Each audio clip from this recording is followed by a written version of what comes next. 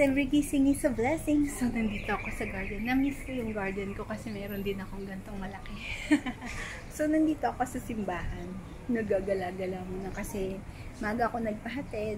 May rosary kasi today. So, kaya maga ako nagpahatid. Gusto ko matid ng rosary. Pero before that, gusto ko muna kayong kamustahin. Hello, kamusta kayong lahat? Good morning, good afternoon, good evening to everybody. Kung nasan man tayo lupalop ng daigdig.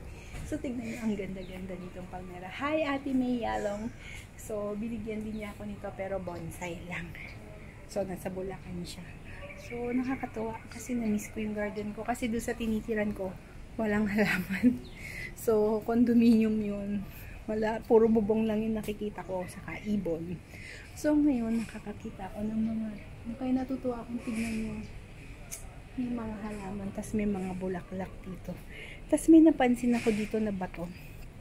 I just want to share lang to you guys. Ang ganda niya. So, I'll show you this one. Ito yung, siguro yung sa Station of the Cross. Ang ganda.